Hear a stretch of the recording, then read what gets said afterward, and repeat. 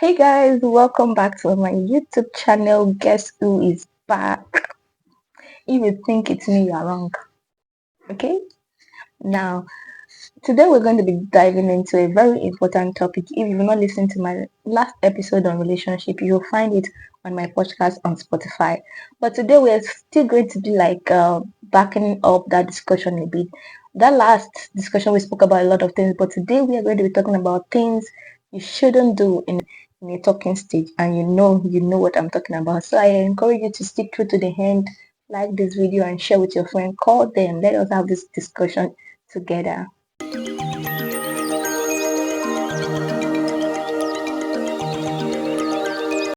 Welcome back.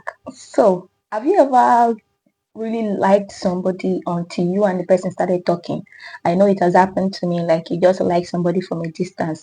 But when you start interacting with them, they start, always in your work or what, if you don't know what that means, I cannot help you. They start removing different kind of hand, and then you're wondering, are you mint? I don't know, but for me, there are little things I look out for. There are little things that I see in people that just tells me this person is unserious. I don't know. I might be a bad judge of character. Forgive me, but sometimes there are just things that I feel like it's common knowledge. There are things that you should and shouldn't do, and that is exactly what we're going to be discussing in this video. The first thing I would like to talk about is that I see that these days collecting different ladies' number, especially for guys, is a normal thing. And I don't know what women do in return. Do you now start chatting with the person or something? Because when you keep distributing your number to different guys, because you're single, right, and you're the session, you keep distributing your number to different guys, what's the goal? And the guy that is collecting plenty numbers, what are you going to use them to do? Are you going to use it to enter heaven, or when you get a bank, they used to give you a number.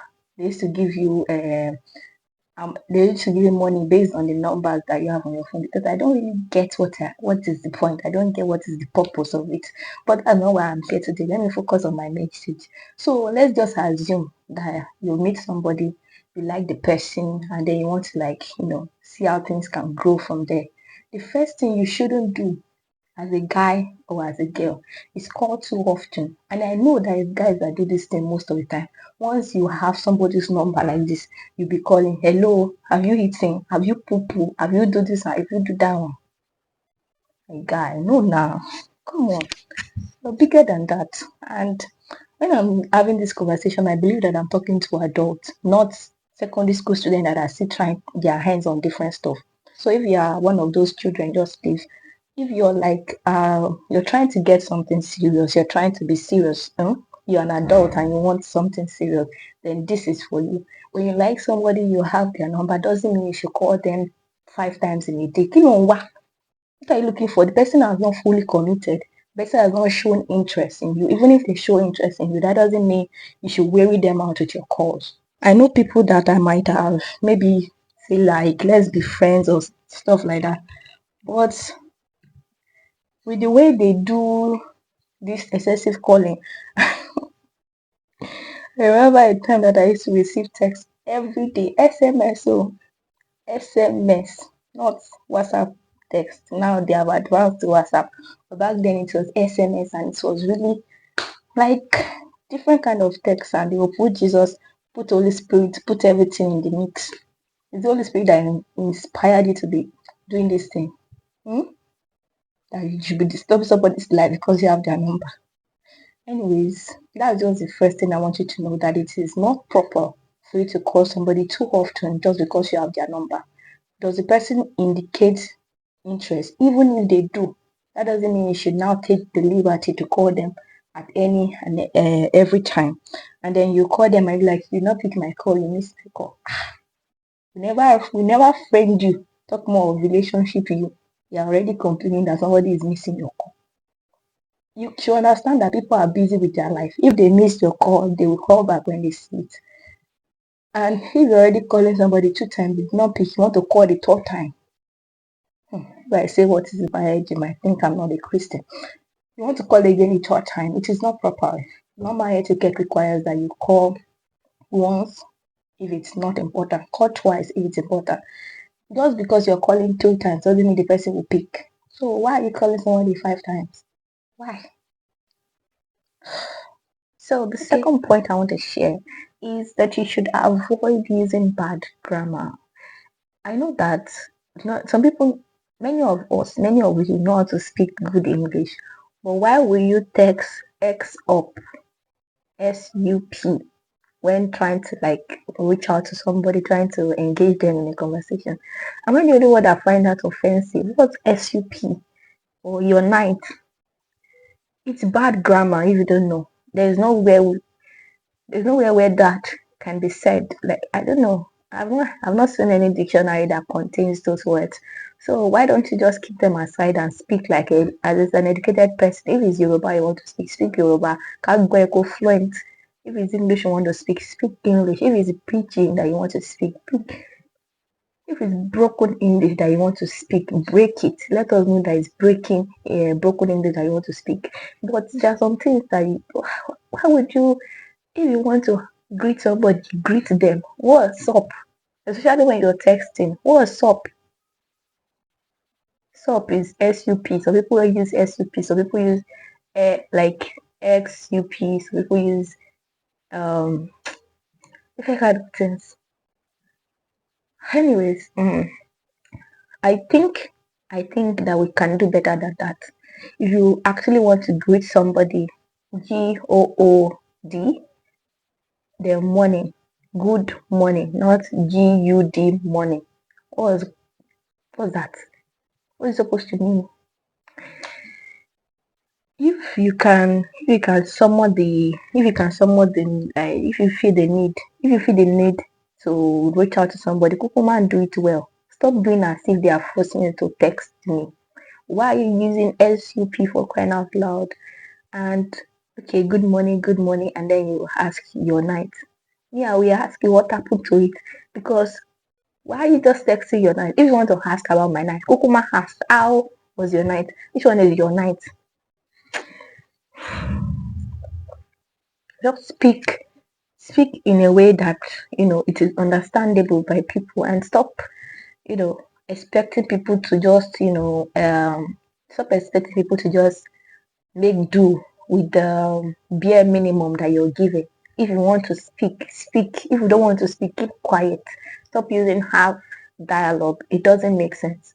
It doesn't make sense anyway. I don't know if it's just Bid out that finds this offensive, and I've heard of people that actually communicate this. Like these things it's going to go far with you. You're going to be testing your employee or employer later in the future and be using all this your nights. Why? Why?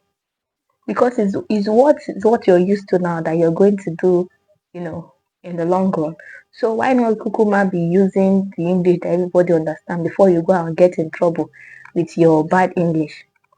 And especially when you're thinking of getting a relationship, a serious relationship, and you're in the talking stage, please take that out, because it just communicates the fact that you're serious.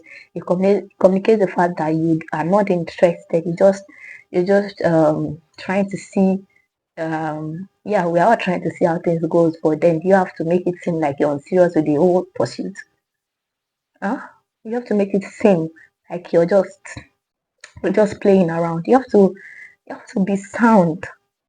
You have to be sound. You're trying to get, to know somebody. Don't you all realize that the person is also trying to get to know you? And these little things go a long way in defining our character.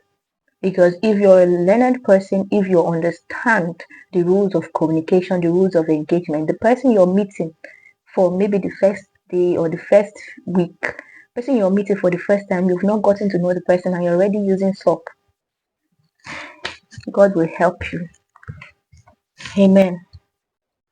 Okay, the third thing I'm going to talk about, I need to switch it up, is that you should avoid house visits. We just met, and you're already saying, when are you going to come and greet me in my house? What am I going to come and do in your house? What? Are we family members?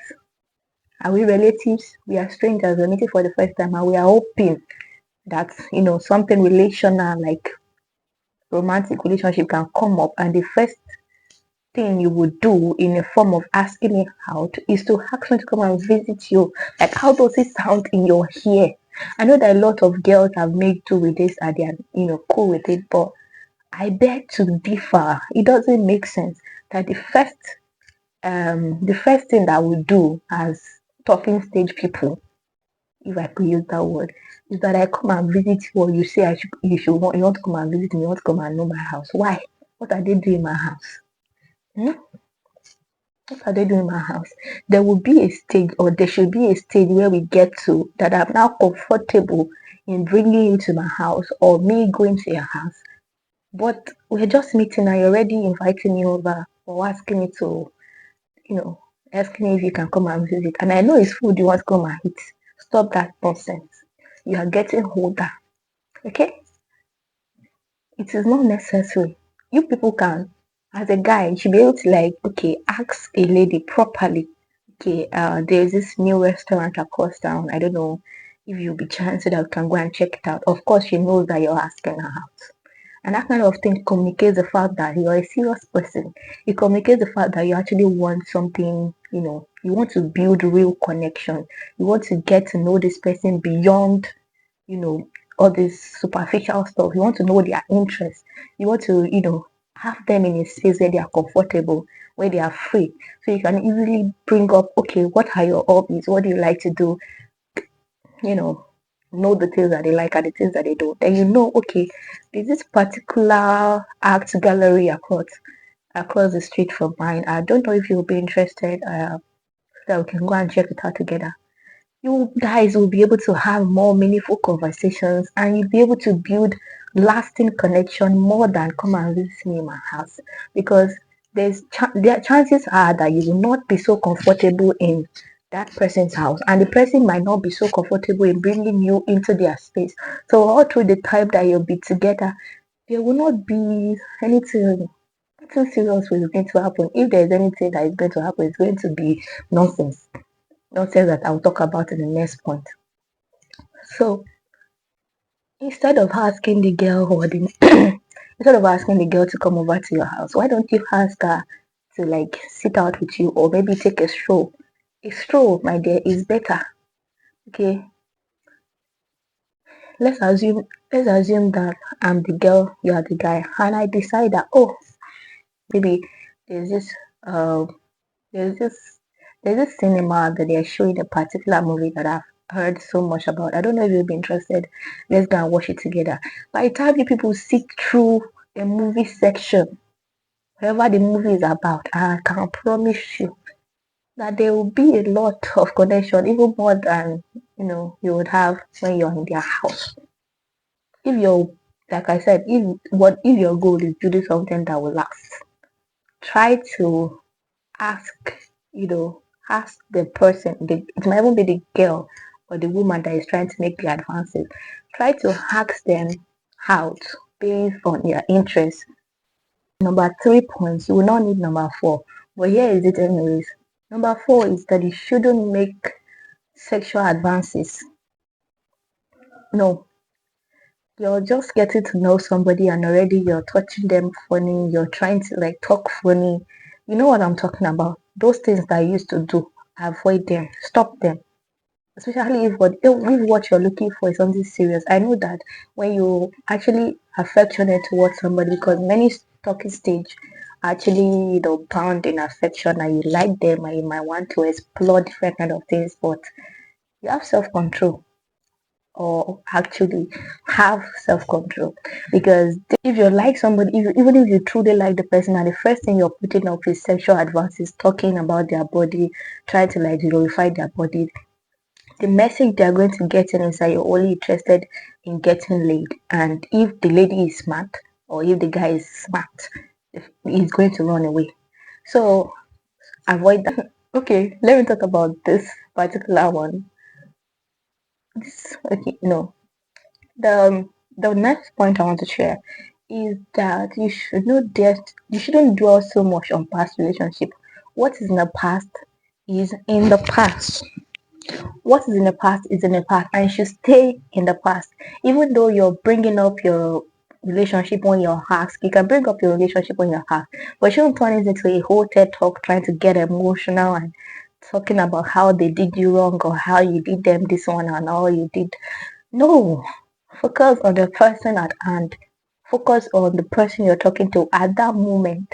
Make sure you make them feel like whatever it is in the past is not what, losing what you're trying to build with them over. When you're giving somebody the sense that you're still attached to the person you dated in the past, you've lost them. So try and avoid, oversharing concerning your past relationship. Please and please, it hurts when you're dwelling on past relationship and trying to move on to the next person when you're still attached to the past. So in fact, before you even try and make, advances at anybody, heal first from that past relationship so that you will not bring the baggage to your next relationship. Okay? Okay. Let me just add this one. This is not part of what I want to talk about, but because I feel like this one is peculiar to only me. And I've said it to many people and they did not take it lightly, and I'm still going to share it in this video. If you're not in the place to, source food or provide food, especially if I did not complain to you that I'm having problem with eating, it doesn't make sense. It sounds like every time I hear it, I just think about those days in secondary school where you used to have nonsense chat with nonsense boys. Are we not supposed to like grow past that by now? Can we talk about more serious stuff? What do you mean? Have you eaten? You don't know any. You just communicate the fact that you're not conversational. You communicate the fact that you don't know. It communicates the fact that you don't know what to talk about when you start asking, have you eaten this one and that one? No, don't do that. It's disgusting. Try and, talk about things that are interesting, things that interest you, things that interest the person you're speaking with. Try and avoid all those redundant. Okay, I'm just going to leave it at that. I want you to please and please share those things that actually turns you off in a talking stage in the comment below. I really want to hear. I've shared mine, especially the last one. It is for me all the time, and it seems like everybody keeps repeating the same thing. So to tie it all up, I want to encourage us to be more serious with our talking stage, because you never know who you're meeting. You might not meet your next, you might not meet your Mr. Right, but you might meet a business partner. You might meet somebody that might change your life in a different way. So let's not, be so nonchalant about. The point of this video is not to help you bag the love of your life, as much as I would love to do that. But the point is that I've noticed that a lot of people do not even know how to properly communicate. So, and this reflects so much in talking stage. That is why I decided to talk about that aspect. Even when you're meeting someone, it's not everybody that you meet that is going to be the love of your life. It's not everybody that you meet that you must date. Scout. Sometimes you get to like discover things about people. You might discover the best. You might discover your best friend. You might discover a business partner. You might discover destiny partner. There are a lot of things that you can gain from people. And when you're already giving the wrong energy from the onset, you can't lose those people. You can lose those people. We talk about using correct grammar to communicate. We talk about not making sexual advances. Imagine you making sexual advances to your destiny helper. It's already back on there for you're already spoiling things for yourself. So we talk about not being so prompt to invite somebody over or asking if you can come over. All these things, they're just normal etiquette, and I think it's common knowledge. But you'd be surprised about how many people do not even see these things as necessity. Is like the opposite is the normal thing for them. So I want to encourage you to like share this video and comment below what you see in people that actually turn you off concerning them totally, whether relationship wise or friendship wise or whatever. I would love to hear from you. Thank you for sticking through to the end of this video. Much love.